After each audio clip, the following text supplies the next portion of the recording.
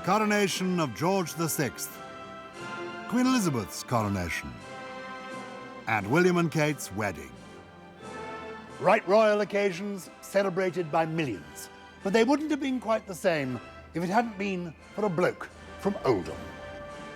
Born in 1902, William Walton is famous for his royal march, Crown Imperial, but he grew up in Oldham, near Manchester, where smoke from 270 cotton mills shrouded the sky.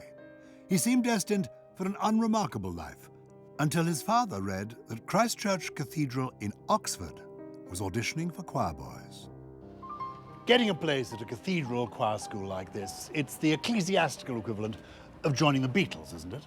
Absolutely, big stuff.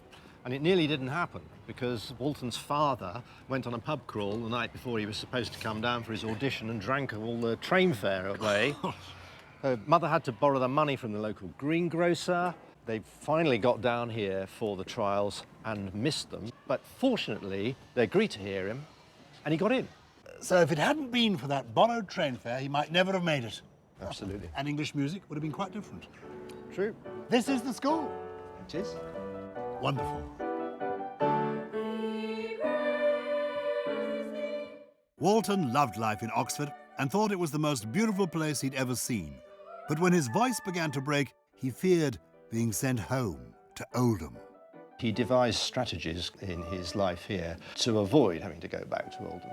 One of those was to develop his composition. And this is a piece composed by the young William Walton. It is.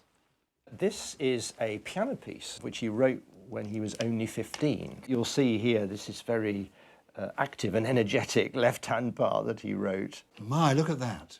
And he really felt he had to make himself special because he didn't want to go back to Oldham. Because what would have happened to him if he had ended up in... Well, he'd have gone back and worked in the cotton mills like other children of the same sorts of families. Was it a strategy that worked? It was, yes. And he was taken under the wing of the dean, who really wanted to push this boy's talent. Music enabled Walton to escape the mills. His career as a composer rocketed, launching him into high society.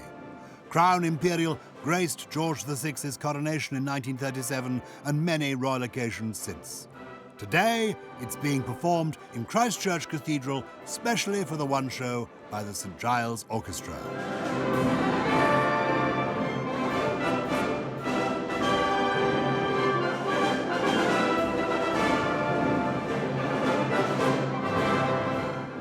You know you've arrived when you're asked to compose something for a coronation. You certainly do. Isn't it a wonderful sound? Walton really knew how to write for these grand occasions. It feels royal. How's he doing that? It's the wide range of instruments, a great army of strings, and all of that comes together to create this great, dramatic, noble effect. And he was a brilliant orchestrator.